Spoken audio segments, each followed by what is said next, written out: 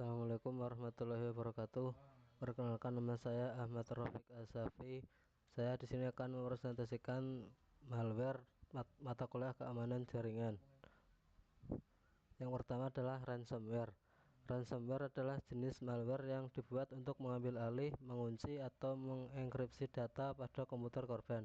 Setelah itu, pelaku akan meminta sejumlah uang tebusan agar data tersebut bisa dibuka kembali.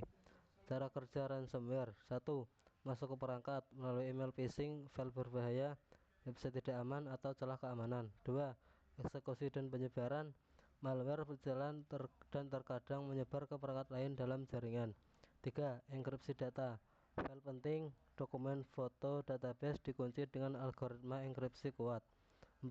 Tampilan pesan tebusan: peretas meminta pembayaran untuk mengembalikan akses data. 5. Resiko tidak ada jaminan: meski membayar, file tidak selalu bisa dikembalikan. Yang kedua adalah Trojan Horse. Trojan Horse adalah malware yang menyamar sebagai program aman atau bermanfaat untuk menipu pengguna agar menginstalnya. Berbeda dengan virus atau worm, Trojan tidak dapat menyebar sendiri, tetapi bekerja setelah korban menjalankannya. Cara kerja Trojan Horse: 1. Penyamaran: Trojan hadir sebagai file menarik seperti game, aplikasi gratis, crack software, email, atau link palsu. 2. Eksekusi pengguna: korban menginstal atau membuka file tersebut tanpa curiga. 3. Akses diam-diam: malware mulai bekerja di latar belakang tanpa disadari pengguna. 4. Aksi berbahaya: bisa mencuri data, memata-matai, merusak sistem, menginstal malware lain, hingga memberi akses jarak jauh kepada peretas. Yang ketiga adalah spyware. Spyware adalah jenis malware yang dirancang untuk memata-matai aktivitas pengguna tanpa sepengetahuan mereka. Spyware merekam data pribadi, kebiasaan browsing, hingga informasi sensitif seperti password dan data finansial. Cara kerja spyware: 1. Masuk ke perangkat melalui instalasi aplikasi tidak resmi, email mencurigakan, iklan palsu, atau bundling software. 2. Berjalan diam-diam di latar belakang tanpa menampilkan gejala mencurigakan. 3. Mengumpulkan data seperti klik keyboard, situs yang dikunjungi, file yang dibuka, dan data akun. 4. Mengirim data ke server peretas untuk disalahgunakan, misal pencurian identitas atau akses finansial. Yang selanjutnya adalah worm. Worm adalah jenis malware yang mampu menyebar sendiri secara otomatis tanpa bantuan pengguna. Berbeda dengan virus, worm tidak perlu menempel pada file atau program lain.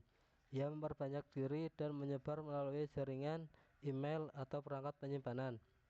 Cara kerja worm: 1. Masuk ke sistem melalui celah keamanan, file USB, atau email. 2. Menggandakan diri secara otomatis. 3. Menyebar ke perangkat lain di jaringan tanpa interaksi pengguna. 4. Menimbulkan beban jaringan karena jumlah salinan yang terus bertambah. 5. Kadang mengantarkan malware lain atau membuka pintu untuk peretas. Yang selanjutnya adalah backdoor. Backdoor adalah celah atau akses tersembunyi yang dibuat dalam sebuah sistem, aplikasi, atau perangkat untuk memungkinkan seseorang, biasanya peretas, masuk secara diam-diam tanpa otorisasi.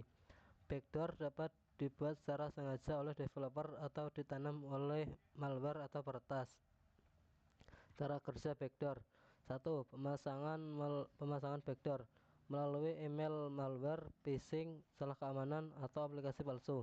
2. Akses diam-diam: penyerang dapat masuk ke sistem tanpa diketahui pengguna atau admin. 3. Kontrol jarak jauh: penyerang dapat menjalankan perintah, memodifikasi file, mencari data, atau menginstal malware lain. 4. Persistensi: backdoor sering dirancang agar tetap aktif meskipun sistem direstart atau antivirus dibersihkan. Berikut ini adalah contoh kasus ransomware, Trojan Horse, spyware, worm, dan backdoor.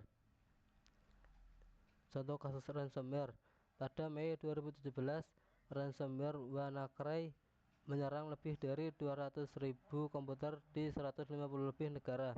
Di Inggris, sistem rumah sakit NHS lumpuh, operasi dibatalkan, ambulans dialihkan, data pasien tidak bisa diakses.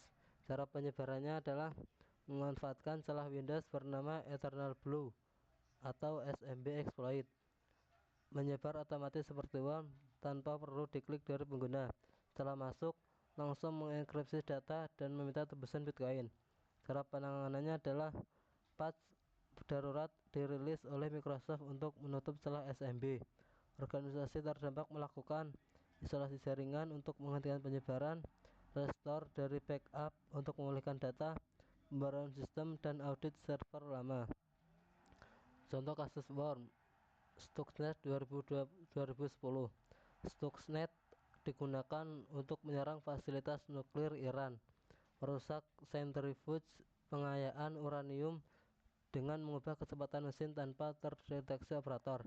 Cara penyebaran disebar melalui USB flash disk dan jaringan Windows, mengeksploitasi beberapa zero-day vulnerabilities, menargetkan sistem industri SADA atau ICS dengan presisi tinggi.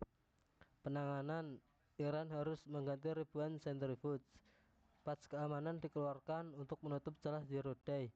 Perusahaan industri di seluruh dunia mulai membangun. Contoh kasus spyware Pegasus 2016 sampai sekarang. Spyware Pegasus digunakan untuk memata-matai jurnalis, aktivis, pejabat negara, dan tokoh publik. Bisa mengambil chat WhatsApp, Telegram, foto, lokasi, bahkan menyalakan kamera diam-diam. Cara penyebaran zero click exploit. Pengguna tidak perlu klik apapun, biasanya melalui celah pada e-message, WhatsApp, atau browser. Begitu masuk, Pegasus menguasai seluruh kontrol perangkat. Cara penanganannya adalah Apple dan WhatsApp merilis patch darurat untuk menutup celah zero click. Pemerintah beberapa negara melakukan investigasi atas penyalahgunaan spyware. Pengguna disarankan melakukan update OS secara rutin, restart harian, mengganggu persistence Pegasus, aktifkan lockdown mode pada iOS. Contoh kasus Trojan Horse Emotet 2014 sampai 2021. Emotet adalah Trojan yang berkembang menjadi botnet global yang mencuri data dan menginstal malware lain termasuk ransomware, menyerang bank, perusahaan, lembaga pemerintah, dan pengguna umum. Cara penyebaran melalui email phishing dengan lampiran word bermakro. Begitu dibuka, makro menjalankan Trojan, perangkat terinfeksi. Komputer kemudian menjadi bagian botnet Emotet, menyebarkan phishing lagi. Penanganan tahun 2021, Europol dan FBI mengambil alih server botnet Emotet. Organisasi melakukan pemblokiran makro, training anti-phishing, pemeriksaan malware, dan riset kredensial. Contoh kasus backdoor SolarWinds atau Sunburst 2020. Perangkat VPN atau remote access SonicWall SMA100 series ternyata menjadi target kampanye backdoor oleh aktor berorientasi keuangan, dipantau oleh tim intelijen. Meskipun perangkat masih ditandai aman atau patched atau end of life, aktor ancaman bisa memanfaatkan kredensial lama atau OTP atau seed yang dicuri pada insiden sebelumnya untuk mendapatkan akses kembali. Ini berarti bahwa patch saja tidak cukup untuk menjamin keamanan. Cara penyebaran tidak melalui malware standalone, tapi melalui eksploitasi perangkat atau konfigurasi lama, kredensial, token, atau seed yang dicuri dalam insiden sebelumnya memungkinkan kembali membuka pintu belakang. Setelah akses diperoleh, penyerang bisa melakukan remote akses terhadap jaringan korban, menyebar dalam jaringan internal, menginstal malware, dan mencuri data tanpa izin. Penanganan identifikasi perangkat yang rentan, end of life, tidak lagi mendapat patch. Ganti kredensial, OTP seed, dan pastikan tidak ada akun lama atau akses default. Segera isolasi perangkat yang terdampak dan lakukan audit akses, lalu lakukan segmentasi jaringan. Pastikan semua akses remote menggunakan autentikasi kuat, minimal 2FA plus monitoring koneksi log. Sekian presentasi dari saya, kurang lebihnya mohon maaf. Assalamualaikum warahmatullahi wabarakatuh.